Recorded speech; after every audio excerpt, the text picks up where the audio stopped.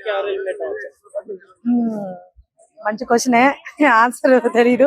But anyway నేనైతే రాము అనుకుంటున్నాను, గౌరవ రాము వీళ్ళిద్దరు అనుకుంటున్నాను. మామూలుగా అయితే నా పరంగా అయితే రీతుని అలా కొంచెం తీసేస్తే బెటర్ నేను అనుకుంటున్నా. ఎందుకంటే వీళ్ళు బాండింగ్స్ గొడవలు తప్ప ఇంకేం ఉండట్లేదు కాబట్టి కొంచెం వాళ్ళు తీస్తే బాగుంటది. కొంచెం ఫైర్ ఉంటదని నా ఫీలింగ్.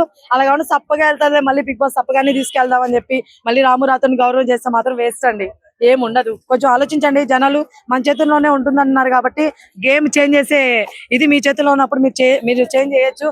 కాబట్టి చూసి ఓటేయండి, పంపించేసండి. ఎవరు పంపించాలని పంపించేసండి.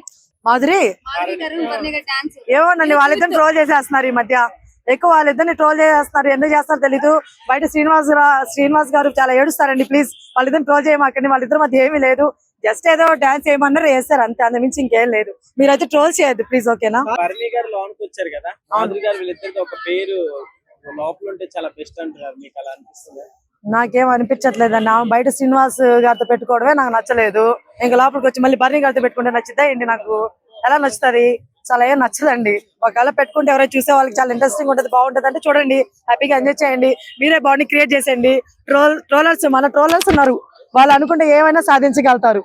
సో అట్లాగా వాళ్ళు అనుకుంటే ఏదైనా సాధిస్తారు కాబట్టి వాళ్ళిద్దరు మంచి డాన్స్లు, వాళ్ళిద్దరు మంచి పోస్టులు పెడితే వాళ్ళు ట్రోల్ అయిపోతారు. మంచిగా బయట శ్రీనివాస్ గారికి కాలుతుంది, మాధురి గారి బయటకు వస్తే అప్పుడు చెప్తారు. సో అట్లా అన్నమాట.